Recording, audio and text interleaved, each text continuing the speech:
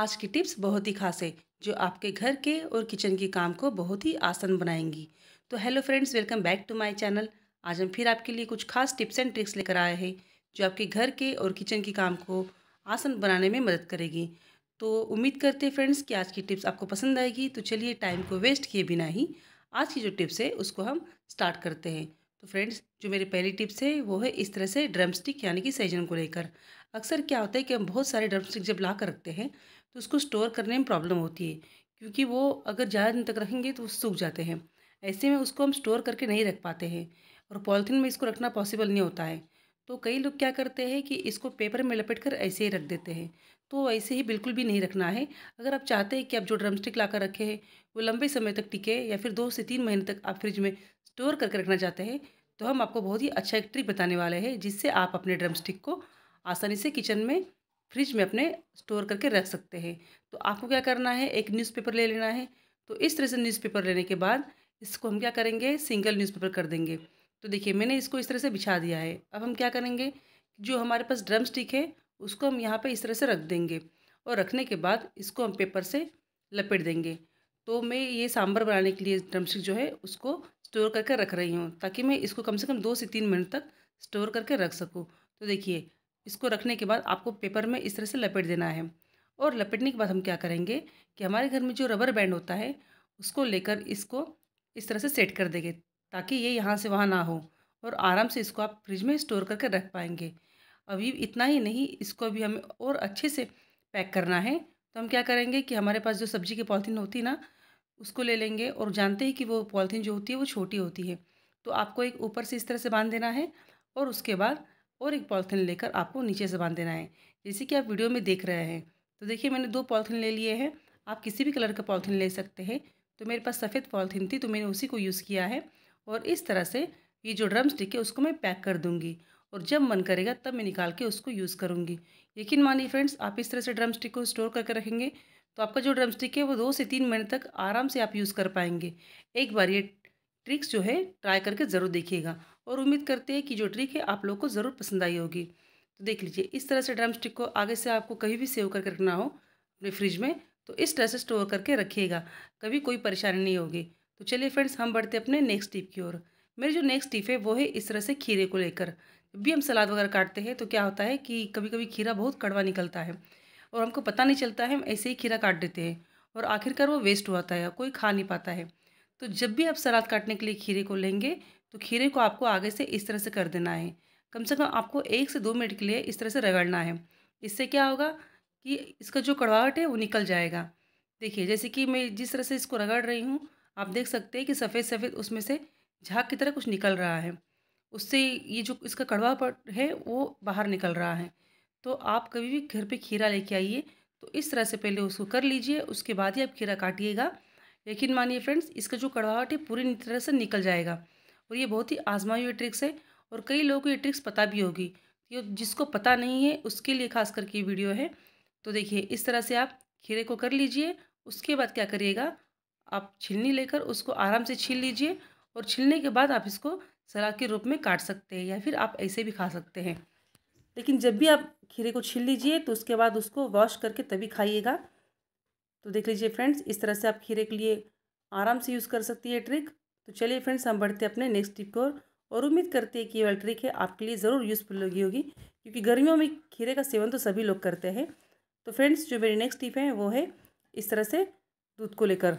कभी कभी क्या होता है कि हम जब दूध को लंबे समय तक स्टोर करके रखना चाहते हैं तो हम डायरेक्टली उसको फ्रिज में रखते हैं और कभी कभी हम भूल जाते हैं उसको गर्म करना। तो ऐसे में क्या होता है कि दूध ख़राब हो जाता है और आखिरकार हमको उसे फेंकना पड़ता है या फिर हम किसी और चीज़ के लिए उसको यूज़ कर लेते हैं। तो अब क्या करिए फ्रेंड्स, अगर आपको बहुत ही समय तक कहीं बाहर जाना है या फिर दूध को आप स्टोर करके रखना चाहते हैं या फिर मान लीजिए आपने सुबह गर्म किया है और थोड़ा सा दूध बच गया है जिसको आप लंबे समय तक स्टोर करके रखना चाहते हैं, तो आप क्या करिएगा, थोड़ा सा तेल ले लीजिए। तेल को डायरेक्टली दूध में मत डालिए, पहले एक स्पून में हल्का सा तेल लीजिए, उसके बाद 1 या 2 बूंद आप तेल दूध में डाल दीजिए और दूध को अच्छे से चलाकर उसको स्टोर करके के लिए फ्रिज में रख दीजिए। उससे क्या होगा कि ये जो दूध है बहुत ही लंबे समय तक टिकेगा, फटेगा बिल्कुल भी नहीं। आप गर्म नहीं भी करेंगे तब भी ये फटेगा नहीं। आप डायरेक्टली सुबह से शाम को भी गर्म कर सकते हैं, मतलब कि कम से कम आप इसको 15 से 16 घंटे तक आराम से बाहर इसको रख सकते हैं या फिर फ्रिज में भी रख सकते हैं। ये ट्रिक बहुत ही आजमाई हुई फ्रेंड्स, आप इसको ज़रूर यूज़ करिएगा। और हाँ, आप सरसों तेल मत डालिएगा, उससे दूध में थोड़ा सा कड़वाहट आ जाता है। आप हो सके तो रिफाइंड तेल ही थोड़ा सा यूज़ करिए, 1 या 2 बूंद डालिएगा और ये ट्रिक इस्तेमाल करिएगा। तो चलिए फ्रेंड्स, हमारा जो नेक्स्ट ट्रिक है ना वो है इस तरह से सेल को लेकर। अक्सर क्या होता है कि जब भी हम सेल वगैरह यूज़ करते हैं तो कभी कभी क्या होता है कि हमारा पास एक्स्ट्रा सेल होता है जिसको हम ओपन कर देते हैं, या फिर हमको सेल की ज़रूरत नहीं पड़ती है तो हम बाहर उसको ऐसे ही रख देते हैं। उससे क्या होता है कि सेल जो है ख़राब हो जाता है, जबकि वो अच्छा रहता है फिर भी उसको बाहर रखे रखे वो ख़राब हो जाता है।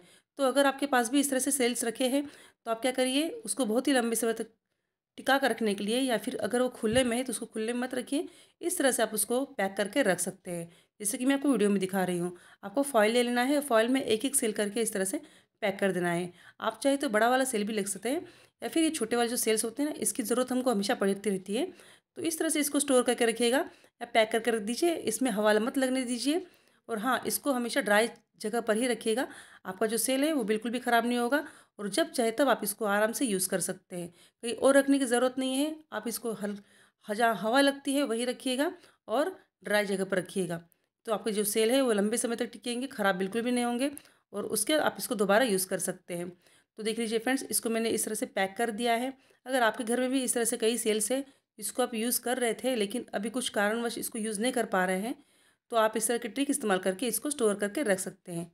तो जो मेरे नेक्स्ट टिप है फ्रेंड्स, इस तरह से ड्राई फ्रूट्स या फिर दाल वगैरह है जो उसको लेकर है। क्या होता है कि गर्मियों में जल्दी कीड़े लग जाते हैं किसी चीज़ में, आप जानते हैं, क्योंकि गर्मियों में मौसम ऐसा होता है कि जल्दी चीज़ें ख़राब हो जाती है। तो ऐसे में क्या करना है, अगर आपके पास फॉइल्स है तो आप फॉइल्स के छोटे छोटे गोल बॉल्स बना लीजिए, और आपके पास जितने भी स्टोर करने वाली चीज़ें हैं उसके अंदर इस तरह से डाल दीजिएगा, और उसको एयर टाइट बंद करके रख दीजिए। तो उससे क्या होगा कि आपकी जो चीज़ें हैं वो ख़राब बिल्कुल भी नहीं होगी, और आप कभी भी उसको यूज़ कर सकते हैं, उसमें कीड़े भी नहीं लगेंगे। तो इस तरह से देखिए, मैंने कुछ ड्राई फ्रूट्स थे उसके अंदर ये जो फॉइल्स थे उसके छोटे छोटे बॉल्स करके डाल दिए हैं। इससे फ्रेंड्स उसमें नमी बनी रहेगी, और आपकी जो चीज़ें हैं वो ख़राब बिल्कुल भी नहीं होगी। देख लीजिए, इस तरह से मैंने जो दाल था उसके अंदर भी डाल दिया है, और जो काजू बादाम मैंने रखे थे उसके अंदर भी इस तरह से एल्यूमिनियम फॉइल्स की छोटे छोटे बॉल्स करके डाल दिए हैं। क्योंकि अब जानते हैं कि ये जो मौसम है बहुत ही ख़राब मौसम चलता है, इसमें आपकी जो चीज़ें हैं वो ख़राब जल्दी होने के चांसेस हो जाते हैं। तो आप इस तरह से ये ट्रिक इस्तेमाल करिए और अपनी चीज़ों को बहुत लंबे समय तक स्टोर करके रख सकते हैं। नेक्स्ट टिप मेरी इस तरह से भगोने को लेकर, अक्सर क्या होता है कि हम पानी भी नहीं जब भी गर्म करते हैं तो ये जो भगोना होता है ना वो काला हो जाता है, उसको मांजने के बाद भी वो साफ़ नहीं हो पाता है। तो इसी में आपको क्या करना है, एल्यूमिनियम फॉइल का छोटा सा टुकड़ा ले लेना है, और आप जिस बर्तन को धोना चाहते हैं या साफ़ करना चाहते हैं उसको हल्का सा गीला करना है पानी से। जैसे कि देखिए मैंने गीला कर लिया है। उसके बाद आपको कुछ भी लगाने की ज़रूरत नहीं है, ना साबुन ना सोडा, कुछ भी नहीं। सिर्फ आप थोड़ा सा एल्यूमिनियम फॉइल लेकर उसको इस तरह से रगड़ दीजिए, आपका जो बर्तन का कालापन है पूरा ही निकल जाएगा। देख लीजिए, इसका जितना भी कालापन था सब निकल गया है। और ख़ास करके ये प्रॉब्लम तब होती है जब हम किसी बर्तन में पानी को गर्म करते हैं। भगोना तो पूरा साफ़ हो चुका है फ्रेंड्स। तो इसके साथ ही आप किचन के बहुत सारे बर्तनों को सिर्फ एक फ़ॉइल की मदद से साफ़ कर सकते हैं। तो चलिए फ्रेंड्स, आज की वीडियो को हम यही एंड करते हैं, और हम मिलेंगे अपने नेक्स्ट वीडियो में नए टिप्स एंड ट्रिक्स के साथ। तब तक के लिए bye bye friends, have a nice day.